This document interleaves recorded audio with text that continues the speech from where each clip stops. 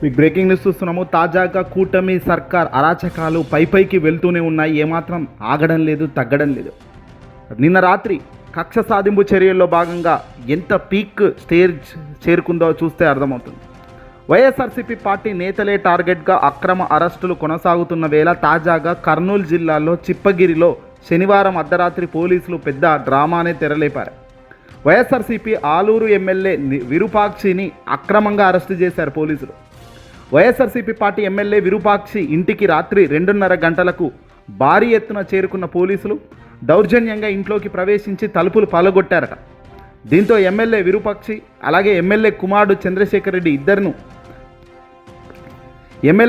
చంద్రశేఖర్ను అక్రమంగా అరెస్టు చేశారు. అనంతరం వారిద్దరిని చిప్పగిరి పోలీస్ స్టేషన్కు తరలించారు. ఈ క్రమంలో సీసీ కెమెరా హార్డ్ డిస్క్లను సైతం పోలీసులు తీసుకెళ్లారు. ఈ నేపథ్యంలో చిప్పగిరిలో ఉద్రిక్త వాతావరణం చోటు చేసుకుంది. టీడీపీ నాయకుడు నాగరాజు, వైఎస్ఆర్సీపీ నేత గిరి ఇంటిపై దాడికి తెగబడితే ఎమ్మెల్యే విరూపాక్షి పరామర్శించడానికి వెళ్లారట. అక్కడ ఇదే క్రమంలో ఎమ్మెల్యే విరూపాక్షిపై టీడీపీ గుండాలు రాళ్లు విసిరారు. ఈ సందర్భంగా ఎమ్మెల్యే విరూపాక్షి సోదరుడైన శ్రీరాముడికి గాయాలు కూడా అయ్యాయి. ఈ ఘటన నేపథ్యంలో టీడీపీ నాయకులపై వైసీపీ నేతలు పోలీసులు ఫిర్యాదులు చేస్తే పట్టించుకుని పోలీసులు అంతటితో ఆగకుండా గొడవకు ఎమ్మెల్యే విరూపాక్షే కారణమంటూ సిఐ రవిశంకర్ రెడ్డి ఏకపక్షంగా వ్యవహరించి ఏకంగా అరెస్టు చేసి తీసుకెళ్లారు ఆయన కొడుకును అంటూ కూడా ఇప్పుడు ఆవేదన వ్యక్తం చేస్తున్నారు గ్రామస్తులు. ఇక దీనిపై ఆలూరు ఎమ్మెల్యే ఆయన కుమారుడు చంద్రశేఖర్ ఇద్దరు అరెస్టుపై వైఎస్ఆర్సీపీ పార్టీ చాలా తీవ్రంగా ఖండించింది.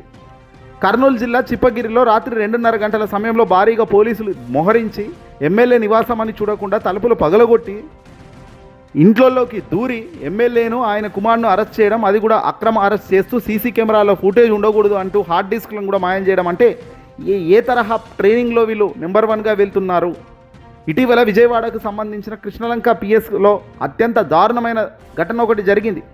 సాయికృష్ణ అనే వ్యక్తిని చంపేసి ఆ చంపేసిన వ్యక్తి బూడిద కూడా దొరకకుండా చేసిన వ్యక్తుల్లో సిఐ ప్రథమంగా ఉన్నాడని సిఐగా ఉన్న నాగరాజును అక్కడ అరెస్ట్ చేశారు. ఇప్పటికీ ఆ కేసు కొలిక్కి రావడం లేదు. పైపెచ్చి దాన్ని కవర్ చేసే కార్యక్రమాలు కూడా శరవేగంగా జరుగుతున్నాయి. అది వేరే విషయం. ఇలాగే పోలీసులు అక్రమంగా ఎక్కడ పడితే అక్కడ, అంటే సామాన్యుడికి రక్షణ ఒకవైపు లేదు, మాజీ ఎమ్మెల్యేగా ఉన్న వ్యక్తులను సైతం ఇలా అరెస్టులు చేయడం, నైట్లలో అర్ధరాత్రిపై ఇంట్లలో జొరడం ఏంటిది అంటూ వైసీపీ చాలా తీవ్రంగా ఆగ్రహం వ్యక్తం చేస్తుంది. ఏకంగా 2024 ఎన్నికల్లో అత్యంత దారుణంగా కూటమి అధికారంలోకి వచ్చినప్పటికీ ఆ వేగాన్ని తట్టుకొని మొట్టమొదటిసారిగా ఎన్నికల్లో బరిలో నిలిచి గెలిచిన వ్యక్తి ఎవరైనా ఉన్నారంటే ఇది విరూపాక్షి గారు. ఆంధ్రప్రదేశ్లో అసెంబ్లీలో తొలిసారి ఎమ్మెల్యేగా గెలిచిన విరూపాక్షి తాజాగా ఏకంగా ఎమ్మెల్యే అని కూడా చూడకుండా స్థానిక ఎమ్మెల్యేను పోలీసులు అరెస్ట్ చేయడం అంటే ఇంతకు మించిన దారుణం మరొకటి ఉంటుందా? ఎమ్మెల్యేలు, మాజీ మంత్రులు, వైసీపీ పార్టీకి సంబంధించిన మాజీలను అరెస్ట్ చేయడం మనం గతంలో చూస్తున్నాం. ఇక్కడ ఏకంగా వైసీపీ పార్టీకి సంబంధించిన ఎమ్మెల్యేనే ఏకంగా అరెస్ట్ చేయడం అంటే ఇంతకు మించిన దారుణం ఏముంటుంది? ఇది ఏదైనా కక్ష సాధింపు చర్యలు కాదు. ఇది ఒక స్థాయి దాటి అరాచక స్థాయి చేస్తున్న దాడులు ఇవన్నీ కూడా. వెంటనే ఇలాంటి దాడులను పై స్థాయిలో కేంద్రం కూడా ఆగ్రహించాల్సిన అవసరం ఉంది. కరెక్ట్గా దిద్దు చెప్పాల్సిన బాధ్యత కూడా వాళ్ళపైన ఉంది. ఆలూరు ఎమ్మెల్యే అని చూడకుండా పోలీసులు ఈ అర్ధరాత్రి వాళ్ళ ఇంట్లోకి వెళ్ళి అరెస్టులు చేయడం అంటే ఏం సంస్కృతి ఇది? ఎక్కడి సంస్కృతి ఇది? రేపొద్దున ఇదే మాదిరిగా వైఎస్ఆర్సీపీ పార్టీ వాళ్ళు కూడా ఇదే మాదిరిగా అరెస్టులు చేస్తూ ఇదే మాదిరిగా ఎమ్మెల్యేలు అయినా ఎవరైనా టీడీపీ వాళ్ళని ఇలాగే చేస్తే మరి దానికి కూడా లెక్క చెల్లుదే పరిస్థితి ఉంటుందా? మరి ఆ రోజు మాత్రం గగ్గోలు పెడతారా గట్టిగా? ఏదేమైనప్పటికీ కూడా కాలం ఎప్పుడు ఒకేలా ఉండదు. డెఫినెట్గా సమయం వచ్చినప్పుడు మాత్రం ఆ సమయానికి తగ్గట్టుగా సినిమా కూడా ఉంటుంది.